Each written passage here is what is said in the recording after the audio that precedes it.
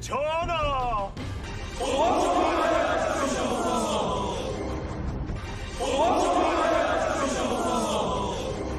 전하! 윤호하여 주시옵소서. 전하, 통촉하여 주시옵소서. 조선의 궁궐 그 가장 깊고 높은 자리에 앉은 임금의 귀에는 날마다 이 한마디가 파도처럼 밀려들었습니다. 통촉이란 촛불을 밝혀 사리를 환히 꿰뚫어 보시라는 뜻입니다. 더없이 공손한 이 청이 실은 임금을 겨눈 가장 날카로운 칼이었습니다. 우리의 명분을 따르라는 압박이자 굽히지 않으면 물러서지 않겠다는 조용한 협박이었지요. 우리는 흔히 임금의 자리를 세상을 호령하는 무소불위의 권력으로 기억합니다. 임금의 등 뒤에는 해와 달 그리고 5봉우리를 그린 1월 오봉도가 드리워 있었습니다. 그 그림 속 해와 달은 임금 그 자체를 상징했습니다. 세상 만물이 그의 손안에 있다는 장엄한 선언이었습니다. 하지만 실록의 행간을 가만히 들여다보면 그 자리는 한시도 편할 수 없는 가시방석이었습니다. 동이 트기도 전 새벽같이 열리는 아침 경연이 임금을 기다렸습니다. 당대의 네로라 하는 학자와 신하들이 둘러앉아 임금의 공부를 시험했습니다. 낮에도 저녁에도 강의는 이어졌습니다. 밤이 깊으면 전국에서 올라온 상소문 더미가 임금의 어깨를 짓눌렀습니다. 그리고 그 모든 순간 대전 앞마당에서는 신하들의 외침이 좀처럼 그치지 않았습니다. 전하! 전하, 통촉하여 주시옵소서. 임금은 분명 하늘이 내린 존재였습니다. 그러나 동시에 신하들이 쳐놓은 거대한 그물 속에 갇힌 한 마리 외로운 맹수이기도 했습니다. 절대 권력을 쥐려는 임금, 그리고 그 임금을 길들여 이상적인 유교 국가를 세우려는 사대부. 조선 500년은 이 둘이 벌인 숨막히는 힘겨루기의 역사였습니다. 이 힘겨루기에서 밀리는 순간 임금은 이름뿐인 허수아비로 전락했습니다. 반대로 신하를 제압하지 못하면 나라의 기강은 순식간에 흔들렸습니다. 그러니 임금에게 정치란 매일 벼랑 끝에서 균형을 잡는 고개와 같았습니다. 한 발만 헛디뎌도 천길 낭떠러지로 굴러떨어질 판이었습니다. 그 팽팽한 줄다리기 속에서 임금들은 저마다의 방식으로 살아남아야 했습니다. 어떤 임금은 피를 불렀고 어떤 임금은 자기 몸을 무기로 삼았습니다. 그리고 단 한 사람, 이 판을 통째로 뒤집어버린 소년 임금도 있었지요. 오늘 태양의 연대기에서는 그 누구도 쉽게 꺼내지 못했던 조선 왕실의 서늘한 이면을 따라가 봅니다. 신하들의 눈치를 보며 살아남아야 했던 임금들의 잔혹하고도 고독한 생존기입니다. 태양 아래에서 일어난 모든 이야기, 태양의 연대기 시작합니다. 이야기를 제대로 이해하려면 먼저 조선이라는 나라의 뿌리부터 살펴야 합니다. 조선은 태생부터 이전 왕조들과는 전혀 다른 씨앗에서 자라났습니다. 칼을 든 무장이 아니라 붓을 든 사대부들이 성리학이라는 단단한 철학 위에 세운 이념의 나라였습니다.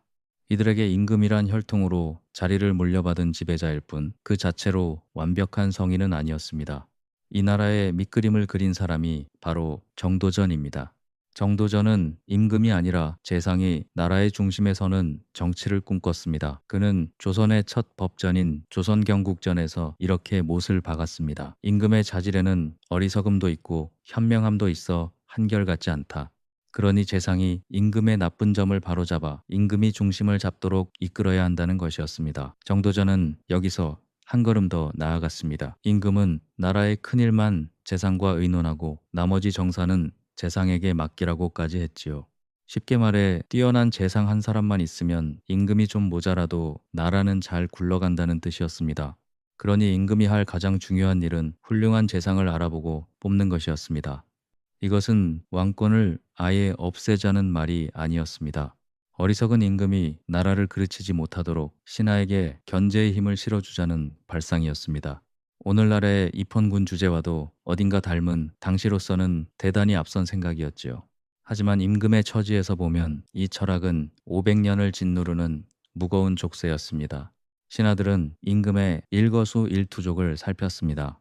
임금이 사냥을 나가려 하면 백성은 돌보지 않고 놀이에 빠진다며 앞을 막았습니다.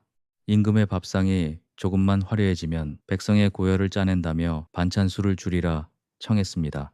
이런 견제를 제도로 뒷받침한 것이 바로 대간이었습니다. 사헌부와 사관원의 관리들, 이른바 대가는 임금의 잘못을 정면으로 따질 권한을 가지고 있었습니다. 임금이 내린 인사가 부당하다 싶으면 대가는 서명을 거부해 그 명을 붙잡아 둘 수도 있었습니다. 지엄한 임금이라 해도 신하들의 입과 붓을 무시하고서는 한 발짝도 나아가기 어려웠던 것입니다. 생각해보면 참으로 묘한 나라였습니다. 칼을 쥔 임금이 붓을 쥔 신하들 앞에서 늘 조심해야 했으니 말입니다.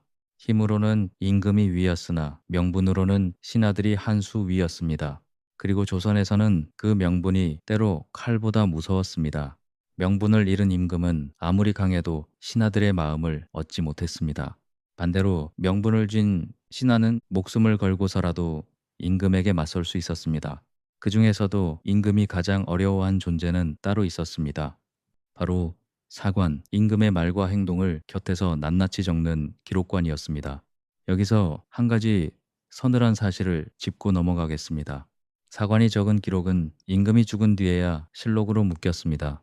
살아있는 임금은 자신에 관한 그 기록을 함부로 들여다볼 수 없었습니다. 자신이 무엇라 적히는지 알 수 없으니 임금은 늘 그 붓끝을 두려워할 수밖에 없었지요. 사관은 임금이 침전에 드는 순간까지 그림자처럼 따라붙었습니다. 임금의 실수 한마디, 부끄러운 몸짓 하나까지 붓끝에 박제되었습니다. 임금이 죽고 실록이 완성되면 그 바탕이 된 사초는 물에 씻어 흔적을 지웠습니다. 오직 완성된 실록만 남기고 누가 무엇을 적었는지는 영원히 비밀에 붙인 것입니다. 그러니 사관은 오직 붓 한 자루로 지엄한 임금과 맞설 수 있었지요.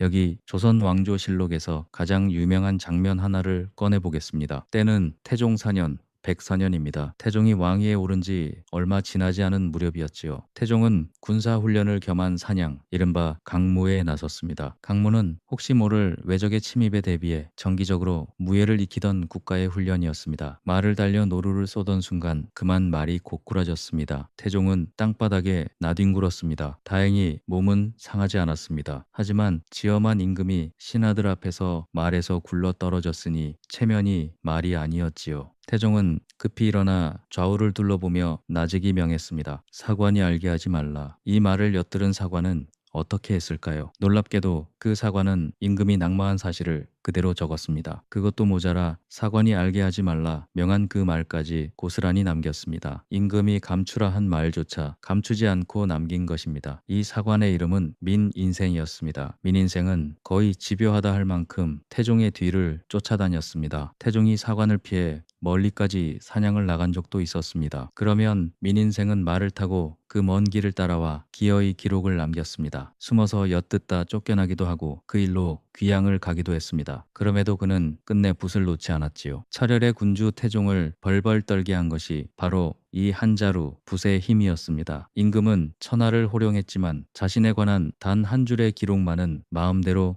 하지 못했습니다. 권력의 정점에 선 자에게도 함부로 넘볼 수 없는 선이 있었던 것입니다. 그 선을 지킨 힘이 바로 붓을 쥔 신하들의 고든 기계였습니다. 임금의 권력은 하늘을 찔렀지만 그 권력조차 역사의 기록 앞에서는 겸손해질 수밖에 없었습니다.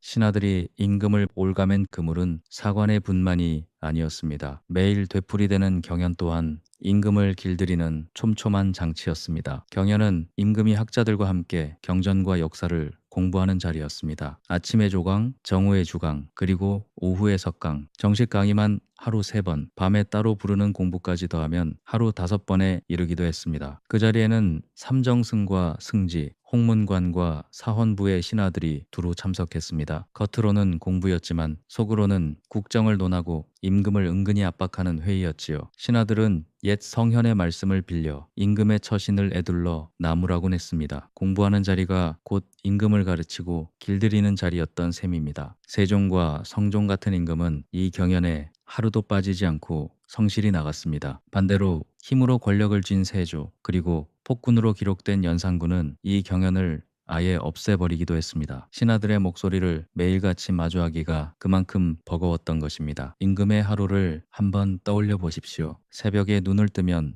경연에서 신하들의 훈수부터 들어야 했습니다. 낮에는 산더미처럼 쌓인 정사를 하나하나 처결해야 했습니다. 밤이 되어도 좀처럼 쉴 수 없었습니다. 전국에서 올라온 상소를 읽으며 신하들의 요구를 하나하나 헤아려야 했습니다. 쉴 틈 없이 이어지는 이 무게가 곧 임금이라는 자리의 진짜 얼굴이었습니다. 옥자는 편히 앉아 쉬는 자리가 아니라 끝없이 시달리는 자리였던 것입니다. 자, 여기서 조선의 임금들은 두 갈래 갈림길에 서게 됩니다. 신하들의 이념에 짓눌려 숨죽인 허수아비로 남을 것인가, 아니면 피를 묻혀서라도 그들의 목줄을 거머쥘 것인가. 조선의 임금들은 저마다 다른 답을 내놓았습니다. 그리고 그 답을 찾아가는 길목에서 가장 먼저 가장 극단적인 무기를 뽑아든 임금이 있었습니다. 신하들의 거센 파도에 맞서 임금들이 꺼내든 가장 무섭고 치명적인 무기, 그것은 바로 선의였습니다.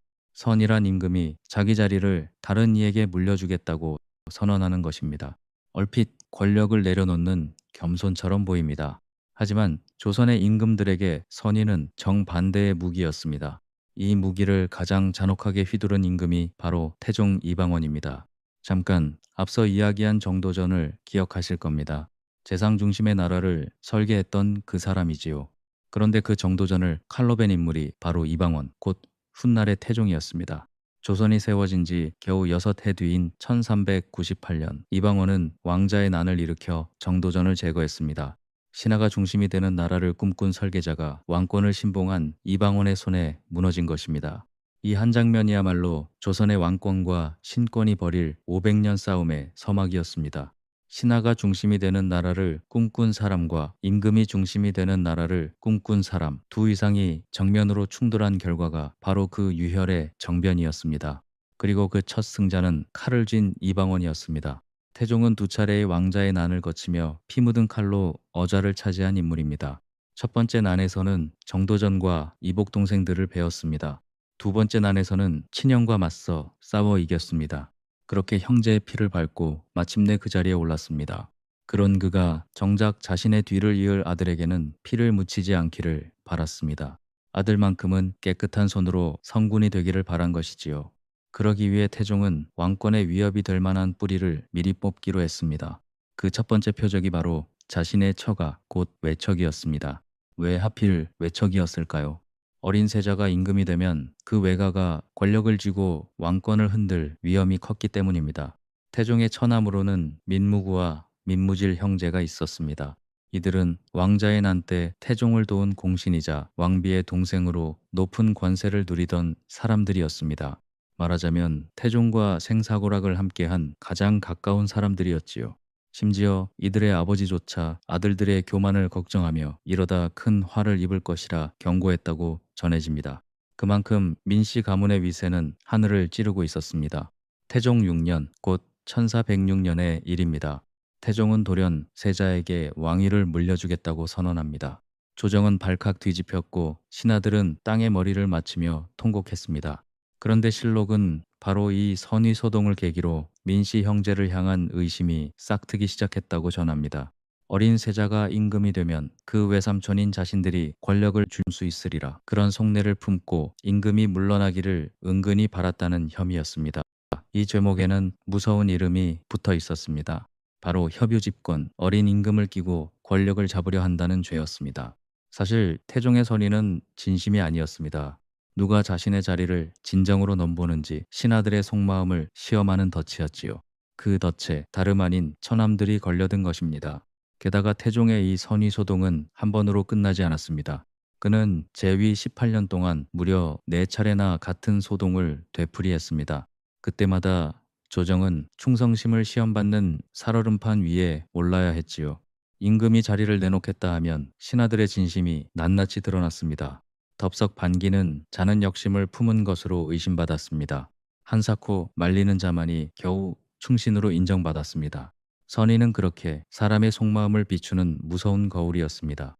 다만 이 일은 표정 하나로 하루아침에 끝나지 않았습니다. 1406년 첫 선의 파동으로 형제를 향한 의심이 싹 텄습니다. 이듬해인 태종 7년 1407년에는 그들을 겨눈 탄핵이 본격적으로 터졌습니다. 이어 수많은 상소가 형제의 죄를 차곡차곡 쌓아 올렸습니다. 형제는 벼슬을 빼앗기고 유배지를 이리저리 전전했습니다. 그리고 마침내 태종 10년 1410년에 이르러 태종은 두 처남에게 스스로 목숨을 끊으라 명했습니다. 한때 생사고락을 함께한 처남들이 임금의 손끝에서 사라진 것입니다. 비극은 여기서 그치지 않았습니다. 남은 두 동생 민무휼과 민무회마저 훗날 같은 운명을 맞았습니다. 왕비의 형제 넷이 모두 임금에 의해 목숨을 잃은 것입니다. 왕비 곁에서 세도를 부리던 외척 가문 하나가 통째로 지워진 셈이지요.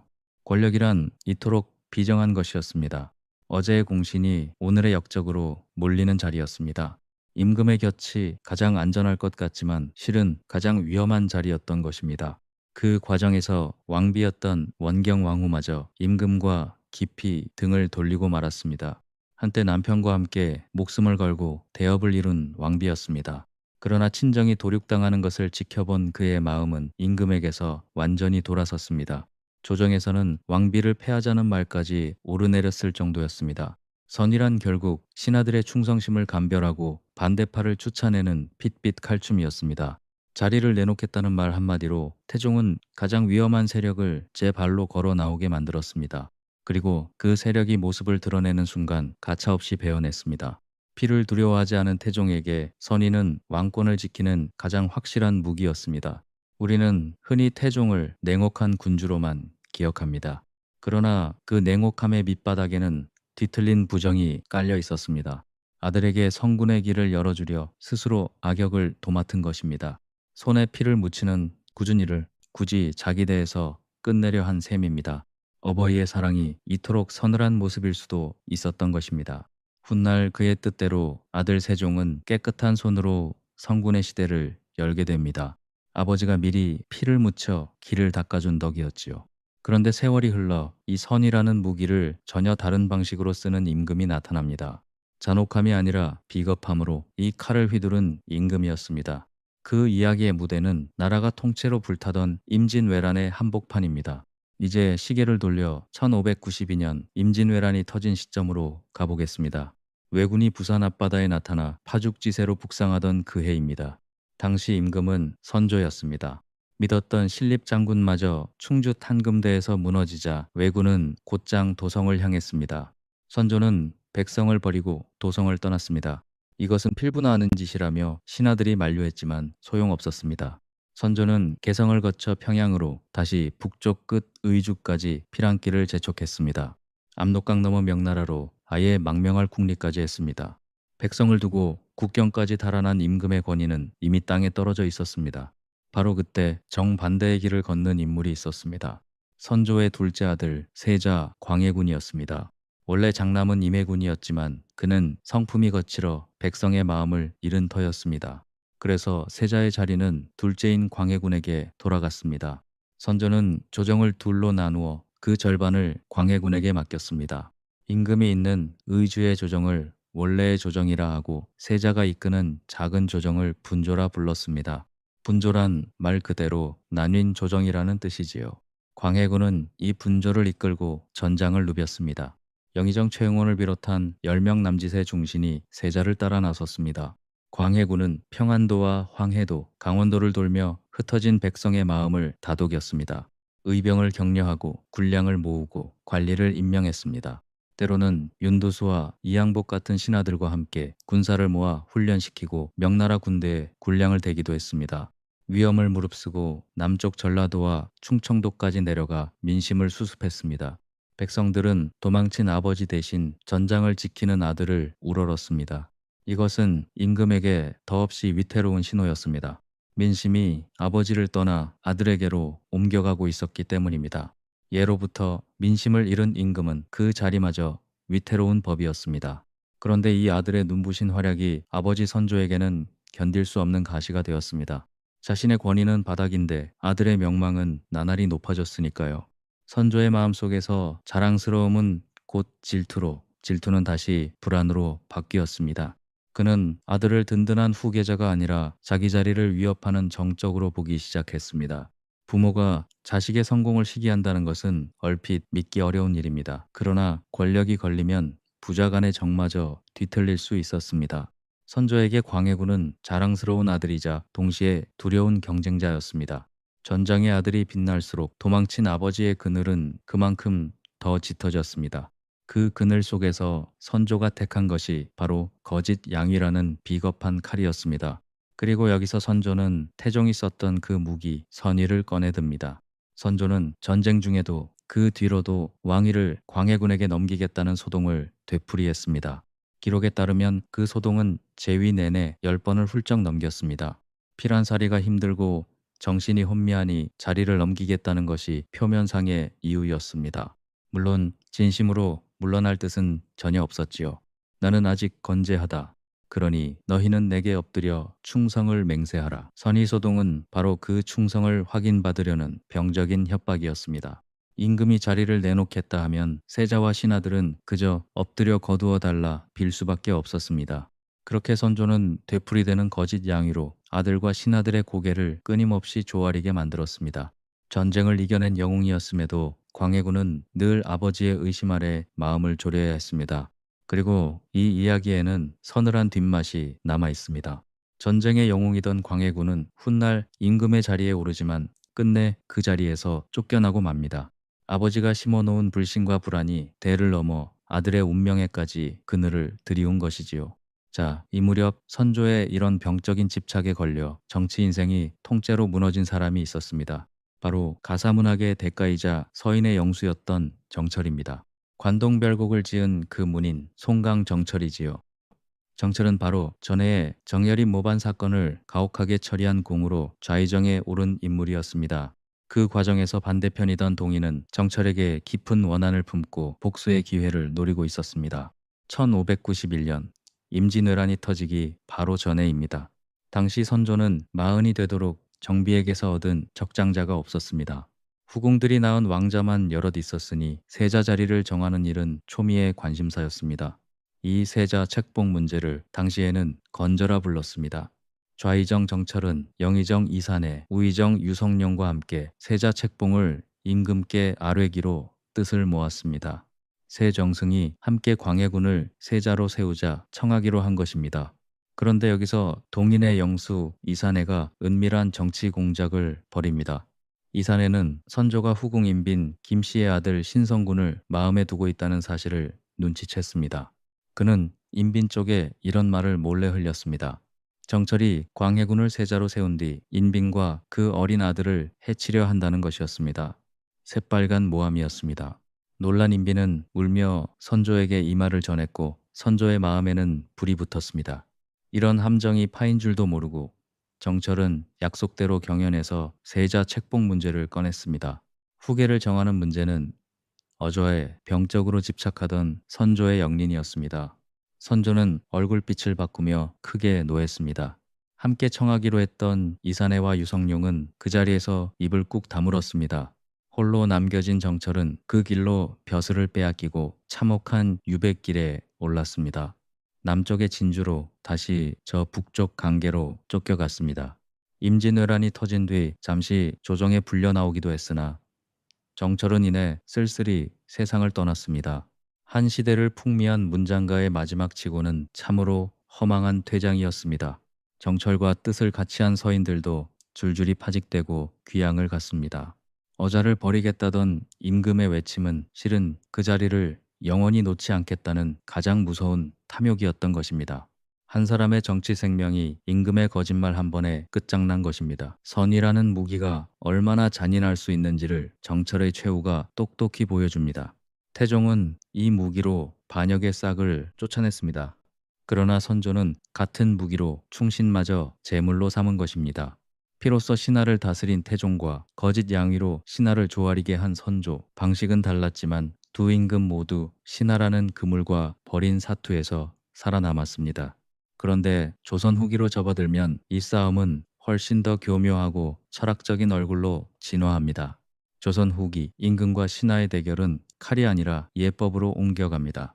현종시대에 터진 예송 논쟁이 그 대표적인 사건입니다.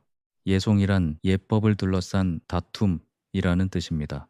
겉으로만 보면 참으로 사소해 보입니다. 돌아가신 분을 위해 상복을 1년 입느냐 3년 입느냐를 두고 벌인 논쟁이었으니까요. 한가로운 탁상공론처럼 들립니다. 하지만 그 속살은 서늘한 권력투쟁이었습니다. 이 다툼의 뿌리를 알려면 한 세대를 거슬러 올라가야 합니다.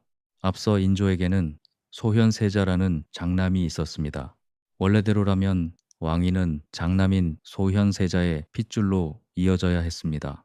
그런데 소현세자가 갑작스레 세상을 떠나고 인조는 그 아들이 아니라 자신의 둘째 아들에게 왕위를 넘겼습니다. 그가 바로 효종입니다. 심지어 인조는 죽은 소현세자의 가족마저 멀리하고 내쳤습니다. 소현세자는 청나라의 볼모로 끌려갔다가 돌아온 뒤 아버지의 냉대 속에 갑작스레 눈을 감았습니다. 인조는 그 며느리와 어린 손자들까지 모질게 내쳤습니다. 말하자면 효종은 장남이 아니라 둘째로서 임금이 된 셈이었습니다. 유교의 엄격한 법도로 보면 이것은 정통에서 살짝 벗어난 계승이었지요. 바로 이 지점에서 훗날의 불씨가 태어났습니다. 현종이 즉위하던 1659년 효종이 세상을 떠났습니다. 문제는 효종의 계모, 곧 인조의 계비였던 자의대비가 상복을 얼마나 입어야 하느냐였습니다. 당시 예법의 기준이던 주자가래에는 이런 규정이 있었습니다. 큰아들이 죽으면 어머니가 3년, 그 아래 아들이 죽으면 1년 상복을 입는다. 그러니 상복 기간을 정하는 일은 곧 효종을 큰아들로 볼 것이냐 아니냐를 정하는 일이었습니다. 그리고 그것은 효종의 왕위, 나아가 그 정통성을 어떻게 볼 것이냐 하는 문제로 곧장 이어졌습니다. 상복 한 벌에 임금의 정통성이 걸려 있었던 것이지요. 돌아가신 임금을 어떻게 대접하느냐가 곧 살아있는 임금을 어떻게 볼 것이냐로 이어졌습니다. 죽은 아버지의 격이 낮아지면 그 아들인 임금의 격도 함께 낮아지는 셈이었습니다. 그러니 현종에게 이 논쟁은 결코 남의 집안일이 아니었습니다. 여기서 두 세력이 정면으로 부딪힙니다. 당시 집권 세력이던 서인은 이렇게 주장했습니다. 효종은 둘째 아들이니 상복은 1년이 옳다. 임금이라 해도 사대부와 똑같은 예법을 따라야 한다는 논리였습니다. 이것은 사실 무서운 선언이었습니다. 임금조차 사대부의 예법 아래 두겠다는 곧 왕권을 신하들의 이념 안에 가두겠다는 뜻이었으니까요. 반면 남인은 정반대로 맞섰습니다. 임금은 하늘의 명을 받은 특별한 존재다. 그러니 일반 사대부와는 다른 예법, 곧 3년 상복을 적용해야 한다는 것이었습니다. 임금은 신하와 근본부터 다르다는 주장이었지요. 상복 이야기 뒤에 숨은 진짜 쟁점은 바로 이것이었습니다.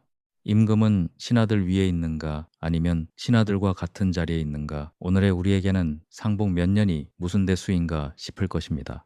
그러나 성리학의 나라 조선에서 예법은 곧 세상의 질서 그 자체였습니다. 예법을 어떻게 정하느냐가 누가 위이고 누가 아래인지를 가르는 잣대였습니다. 그러니 상복 논쟁은 사실상 나라의 주인이 누구냐를 묻는 싸움이었습니다. 점잖은 선비들이 목숨을 걸고 달려든 데에는 이런 절박한 까닭이 있었던 것입니다. 상복 한 벌의 길이에 왕권의 무게가 통째로 실려 있었던 셈입니다. 1차 예송에서 승리한 쪽은 집권 세력인 서인이었습니다. 서인의 영수 송시열은 촘촘한 예법의 논리를 앞세워 1년 상복을 관철시켰습니다. 그때 현종은 이제 막 즉위한 18 무렵의 젊은 임금이었습니다. 집권 세력인 서인의 서슬에 눌려 아버지 효종의 정통성조차 온전히 내세우기 어려운 처지였지요. 그런데 여기서 한 사람이 논쟁에 기름을 부었습니다. 남인의 윤선도가 서인의 주장은 효종을 낮추고 임금의 정통을 둘로 쪼갠 것이라고 날카롭게 공격한 것입니다. 점잖던 예법 논쟁은 이 순간 임금의 정통성을 건 이념 전쟁으로 격화되었습니다. 격분한 서인은 윤선도를 유배 보냈고 남인들을 조정에서 내쫓았습니다. 신하들이 지어놓은 예법의 감옥 안에서 젊은 임금은 한동안 숨을 죽여야 했습니다. 18 어린 임금에게 노예한 신하들의 벽은 너무나 높았습니다. 아버지의 정통성을 지키고 싶어도 힘이 따라주지 않았습니다. 그러나 어린 임금은 그 서름을 가슴 깊이 새겨두었습니다. 여러분이 그 젊은 임금이었다면 어떠셨겠습니까? 아버지의 정통성조차 마음껏 말하지 못하는 자리에 앉아있는 심정을 한번 헤아려 보십시오. 하지만 현종은 끝내 무너지지만은 않았습니다. 세월이 흘러 제위 15년째 두 번째 예송이 벌어집니다. 1674년 이번에는 효종의 왕비가 세상을 떠나면서 다시 상복 논쟁이 붙었습니다. 서인은 또 한 번 효종을 낮추는 쪽으로 상복을 정하려 했습니다. 그런데 이번에는 지방의 한 선비 도신징이 상소를 올려 그 잘못을 정면으로 따졌습니다. 이제 현종은 18의 소년이 아니었습니다. 30이 넘어 15년의 국정 경험이 쌓인 노련한 임금이었지요. 현종은 효종의 정통성을 흔드는 서인의 논리에 분노를 터뜨렸습니다. 그는 상복을 남인의 손을 들어 고쳐 정하고 서인을 조정에서 몰아냈습니다. 아버지 대에 자신을 짓눌렀던 그 이념 논쟁을 이번에는 자신이 무기 삼아 되받아친 것입니다. 젊은 날 숨죽였던 임금이 마침내 반격에 성공한 순간이었습니다.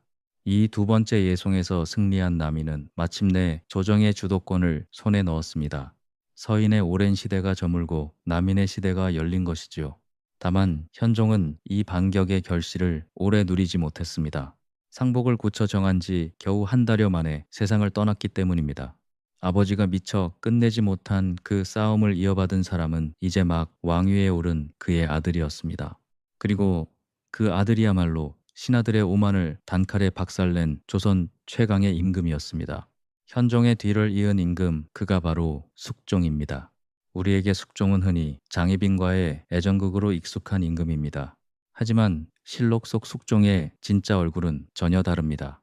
그는 조선 역사에서 가장 강력한 카리스마를 지닌 절대군주였습니다. 숙종이 왕위에 오른 나이는 겨우 14살이었습니다. 보통이라면 어린 임금은 신하들의 손아귀에서 휘둘리기 마련이지요. 그러나 이 소년은 달랐습니다. 아버지 현종이 시작한 반격을 소년 숙종이 완성해버립니다. 즉위 직후 숙종 앞에는 서인의 정신적 지주가 태산처럼 버티고 있었습니다. 바로 송시열이었습니다. 송시열이 어떤 인물인지 잠깐 짚고 가겠습니다. 그는 효종과 현종 두 임금의 세자 시절 스승이었던 당대 최고의 학자였습니다. 일찍이 효종과는 은밀히 마주 앉아 북벌의 큰 계책을 논하기도 했지요. 사대부들은 그를 큰 어른이라는 뜻의 대로라 부르며 우러렀습니다. 실록에 그의 이름이 3,000번 가까이 등장할 만큼 그는 조선 후기 정치와 사상 그 자체였습니다. 그의 말 한마디에 온 조정의 선비들이 움직였습니다. 어지간한 임금은 감히 그의 뜻을 거스를 엄두조차 내지 못했습니다. 바로 그런 거목을 15소년이 흔들어버린 것입니다. 그런 송시열조차 이 소년 임금 앞에서는 무사하지 못했습니다. 숙종은 두 번째 예송에서 효종의 정통성을 흔든 책임을 물어 즉위 이듬해 송시열을 유배 보냈습니다. 두 임금의 스승이자 서인의 영수를 15 무렵의 소년이 귀양 보낸 것입니다. 훗날 전해지는 이야기 하나가 이 소년의 서슬을 잘 보여줍니다. 신하가 스승인 송시열만 떠받들고 임금을 가벼이 여기자 숙종이 이렇게 꾸짖었다는 것입니다. 너희는 스승이 있는 줄만 알고 나라에 임금이 있는 줄은 모르는구나. 실록에 그대로 실린 말은 아닙니다만 어린 숙종의 기계를 이만큼 잘 드러내는 일화도 없지요. 숙종은 신하들이 쳐놓은 명분의 그물을 힘으로 찢어버렸습니다. 그가 즐겨 쓴 방법이 바로 환국이었습니다. 환국이란 판을 통째로 갈아엎는다는 뜻입니다. 집권하던 붕당을 한순간에 몰아내고 반대 붕당을 그 자리에 앉히는 것이지요. 숙종은 이 환국을 3차례나 단행했습니다. 첫 번째는 숙종 6년 1680년의 경신환국입니다. 남인의 실세이던 허적의 서자가 역모를 꾸몄다는 고변이 터졌습니다. 숙종은 이 틈을 놓치지 않고 군사 지휘권부터 틀어쥔 뒤 남인을 대거 몰아냈습니다. 허적과 윤휴 같은 남인의 거물들이 목숨을 잃었습니다. 서로 예법을 따지며 점잖게 다투던 시절은 이렇게 끝이 났습니다. 한쪽이 통째로 베어나가는 이 대숙청 앞에서 신하들은 크게 술렁였습니다. 이 무렵 서인은 남인을 어떻게 처벌하느냐를 두고 둘로 갈라집니다. 강경한 쪽이 송시열의 노론, 온건한 쪽이 윤중의 소론이었지요. 서로 공존하던 붕당 정치가 이때부터 서서히 무너지기 시작했습니다. 이때 갈라선 노론과 소론의 다툼은 이후로도 오래도록 조선의 정치를 뒤흔들게 됩니다. 두 번째는 숙종 15년 1689년의 기사환국입니다. 이번에는 반대로 숙종이 서인을 쳐내고 남인을 다시 세웠습니다. 후궁 장씨가 낳은 아들을 원자로 삼는 문제에 서인이 반대했기 때문입니다. 이 환국의 소용돌이 속에서 유배 중이던 노학자 송시열에게 마침내 사약이 내려졌습니다. 두 임금의 스승으로 한 시대를 호령하던 그가 사약을 받고 눈을 감은 것입니다. 그리고 이때 인현 왕후가 폐위되고 장씨의 아들이 세자에 오릅니다. 우리가 아는 장희빈의 이야기가 바로 이 환국의 한복판에 있었던 것이지요. 왕비의 자리에서 쫓겨난 인현 왕후는 궁궐 밖으로 내몰렸습니다.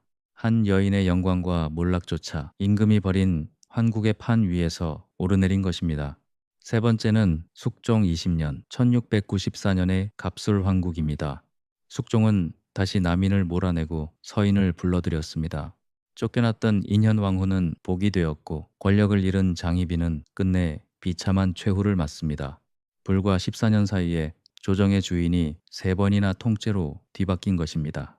여기서 중요한 것은 그 힘의 방향입니다.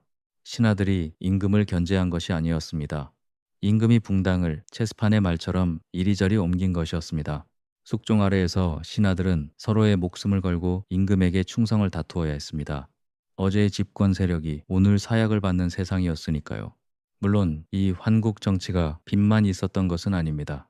서로 견제하며 균형을 이루던 붕당 정치는 무너졌고 한 당파가 조정을 독차지하는 패단이 싹 텄습니다. 임금 한 사람에게 권력이 쏠리면서 정치는 더욱 살벌해졌습니다. 상대 당파를 살려두면 내가 죽는다는 극단의 논리가 자리 잡았습니다. 숙종이 세운 강한 왕권에는 이런 짙은 그늘도 함께 드리워 있었던 것입니다. 그러나 왕권의 무게만 놓고 보면 숙종은 분명 신하들 위에 우뚝 선 임금이었습니다. 정도전이 꿈꾸던 신하 중심의 나라는 이 소년 임금 앞에서 완전히 뒤집혔습니다. 왕권이 신권을 압도하는 시대가 14살의 즉위한 임금의 손끝에서 활짝 열린 것입니다. 숙종의 방식은 분명 무자비했습니다. 한 번의 환국마다 수많은 신하가 목숨을 잃거나 벼슬을 빼앗겼습니다. 그러나 바로 그 무자비함이 신하들을 임금 앞에 무릎 꿇렸습니다. 누구도 임금의 속을 함부로 넘볼 수 없게 된 것입니다. 두려움이야말로 이 소년 군주가 손에 쥔 가장 강력한 무기였습니다. 예송에서 아버지가 당한 서름을 아들은 이렇게 몇 곱절로 되갚은 셈입니다. 그렇다면 그 다음 임금은 어떤 방식으로 신하들을 다스렸을까요? 피도 아니고 환국도 아닌 전혀 뜻밖의 무기를 든 임금이 뒤를 잇습니다. 숙종의 뒤를 이어 조선을 다스린 임금이 바로 영조입니다. 영조는 조선의 임금 가운데 가장 오래 무려 52년을 재위한 인물입니다. 그런 그에게는 평생 벗을 수 없는 그늘이 2가지 있었습니다. 첫째는 그의 출신이었습니다. 영조의 생모 숙빈 최 씨는 무술이 출신이었습니다. 무술이란 궁중에서 허드렛 일을 하던 가장 낮은 신분의 궁녀입니다. 가장 미천한 어머니에게서 난 임금이라는 사실은 영조에게 깊은 열등감으로 남았습니다. 둘째 그늘은 형의 죽음에 얽힌 의혹이었습니다. 영조에게는 경종이라는 형이 있었습니다. 경종은 바로 장희빈의 아들이었지요. 공교롭게도 장희빈을 죽음으로 몰아넣은 데에는 영조의 어머니 숙빈 최 씨가 얽혀 있었습니다. 두 형제는 태생부터 정적이 될 수밖에 없는 사이였던 것입니다. 게다가 형 경종은 남인과 소론의 지지를 받았고 영조는 노론의 지지를 받았습니다. 당파의 갈등까지 두 형제 사이에 깊은 골을 만들었습니다. 영조가 다음 임금, 곧 왕세제로 정해지는 과정도 순탄치 않았습니다. 당시 영조를 지지하던 노론의 대신 넷이 반대 세력인 소론에게 역적으로 몰려 목숨을 잃었습니다. 영조 자신도 하마터면 이 소용돌이에 휩쓸려 죽을 뻔한 위기를 여러 번 넘겼습니다. 심지어 신변의 위협을 느낀 영조가 조사를 청한 일도 있었습니다. 그러자 형 경종은 차마 입에 담기 어려운 냉랭한 하교를 내렸습니다. 형제 사이의 골이 그만큼 깊었던 것이지요. 그러던 중 형 경종이 왕위에 오른 지 얼마 되지 않아 갑자기 세상을 떠납니다. 그러자 영조가 형을 독살한 것이 아니냐는 소문이 스멀스멀 퍼졌습니다. 야사에는 영조가 게장과 감을 함께 올려 형을 해쳤다는 이야기까지 전해집니다. 다만 여기서 반드시 짚어야 할 것이 있습니다. 이 독살설은 확인된 사실이 아니라 영조를 끌어내리려는 세력이 퍼뜨린 흑색 선전에 가깝습니다. 실제로 영조는 즉위한 뒤 형을 죽인 임금이라는 이 소문을 명분 삼은 반란까지 겪어야 했습니다. 바로 이인자의 난입니다. 반란을 일으킨 자들은 영조를 두고 형을 죽인 임금이라 손가락질했고 심지어 개장대왕이라 조롱하기도 했지요. 미천한 어머니 그리고 형을 죽였다는 의심, 이 두 그늘은 영조를 평생토록 짓눌렀습니다. 임금이 되고서도 영조는 늘 자신을 증명해야 하는 처지였습니다. 남들이 당연히 누리는 정통성을 그는 피땀으로 쌓아 올려야 했습니다. 이 지독한 열등감이 도리어 그를 부지런한 임금으로 버티게 했습니다. 그래서 영조는 늘 신하들의 눈치를 살피며 자신의 정통성을 끊임없이 증명해야 하는 처지였습니다. 그런 영조가 신하들을 다스리기 위해 든 무기는 참으로 독특했습니다. 바로 자기 자신의 몸이었습니다. 신하들이 자신의 뜻을 거스르려 하면 영조는 먼저 눈물로 호소했습니다. 그래도 통하지 않으면 아예 음식을 끊었습니다. 때로는 선왕들처럼 왕위를 내놓겠다는 소동을 벌이기도 했지요. 임금이 밥을 굶고 몸져 누우면 신하들은 그것을 막지 못한 죄를 뒤집어 써야 했습니다. 충성스러운 신하라면 임금이 곡기를 끊는 것을 차마 두고 볼 수 없었으니까요. 결국 신하들은 임금 앞에 무릎을 꿇고 뜻을 거두어 달라 빌 수밖에 없었습니다. 노회한 정치 구단이던 영조는 자신의 육신을 담보 삼아 신하들의 명분을 꺾은 것입니다. 참으로 기이한 무기였습니다. 칼도 아니고 권세도 아닌 임금 자신의 굶주린 몸이었으니 말입니다. 신하들은 임금을 이길 수는 있어도 임금을 굶겨 죽게 둘 수는 없었습니다. 영조는 바로 그 약점을 파고들어 도리어 신하들을 올감했습니다. 가장 약해 보이는 곳에서 가장 질긴 힘을 끌어낸 것입니다. 물론 영조에게 이런 벼랑 끝 전술만 있었던 것은 아닙니다. 그는 붕당의 다툼을 억누르는 탕평책을 펼쳐 어느 한쪽에 휘둘리지 않으려 애썼습니다. 서로 물고 뜯던 붕당의 균형을 잡아 임금이 그 위에 우뚝 서려 한 것이지요. 그러면서도 필요할 때면 눈물과 단식이라는 절박한 무기를 곁들였습니다. 그렇다고 영조가 냉혹하기만 한 임금은 아니었습니다. 그는 본래 힘없는 백성에게는 따뜻한 임금이었습니다. 소를 훔치다 잡힌 가난한 백성을 보고 부디 선처해달라 청한 일도 있었지요. 아끼던 신하가 영모에 연루되었다는 고발이 들어와도 끝내 그를 믿고 누명을 벗겨주기도 했습니다. 학문을 게을리한 것도 아니었습니다. 52년의 긴 재위 동안 영조는 역대 어느 임금보다도 부지런히 경연에 나갔다고 합니다. 가장 낮은 곳에서 태어난 임금이 가장 오래 그 무거운 자리를 지켜낸 것입니다. 천한 무수리의 아들이라 손가락질 받던 그가 52년을 버텨냈습니다. 형을 죽였다는 의심을 뒤집어 쓰고도 끝내 옥자를 놓지 않았습니다. 그 오랜 세월을 지탱한 것은 결코 화려한 권세가 아니었습니다. 그 비결은 힘도 핏줄도 아니었습니다. 자신의 약점마저 무기로 바꾸어낸 처절한 생존의 기술이었습니다. 지금까지 우리는 조선의 임금들이 신하들의 견제 속에서 어떻게 살아남았는지를 함께 되짚어 보았습니다. 전하! 전하, 통촉하여 주시옵소서. 그 끈질긴 읍소 앞에서도 임금들은 결코 나약하게 주저앉지 않았습니다. 태종은 피를 부르는 숙청으로 맞섰습니다. 선조는 거짓 양위라는 정치적 연기로 버텼습니다. 현종과 숙종은 이념 논쟁과 환국이라는 판 뒤집기로 되받아쳤습니다. 영조는 자신의 몸을 무기로 삼는 절박함으로 신하들을 눌렀습니다. 저마다 다른 방식이었지만 모두가 벼랑 끝에서 권력의 균형을 잡아나간 것입니다. 이들에게 공통된 것이 하나 있었습니다. 그 누구도 주어진 자리에 그저 안주하지 않았다는 점입니다. 살아남기 위해 저마다 필사적으로 머리를 굴리고 몸부림쳤습니다. 어자란 그렇게 끊임없이 싸워야만 지킬 수 있는 자리였습니다. 왕조의 시대가 저문 지 어느덧 100여 년이 흘렀습니다. 그럼에도 이 오래된 이야기가 오늘 우리에게 건네는 울림은 결코 가볍지 않습니다. 누군가를 이끌고 책임을 지고 홀로 결단해야 하는 자리에 서보신 분이라면 아실 것입니다. 리더의 자리란 겉으로는 한없이 화려해 보입니다. 하지만 그 속은 수많은 견제와 압박 사이에서 끊임없이 고뇌하고 타협해야 하는 고독의 자리이지요. 조선의 어자 역시 권력을 마음껏 휘두르는 자리가 아니었습니다. 그 권력을 지켜내기 위해 날마다 자신의 영혼을 깎아내야 했던 수양의 자리였습니다. 화려한 골룡포 안에는 늘 살얼음을 밟는 외로운 인간이 있었습니다. 신하들의 눈치를 살피고 명분을 저울질하고 때로는 스스로를 낮추면서 말입니다. 그렇게 임금들은 저마다의 방식으로 하루하루를 견뎌냈습니다.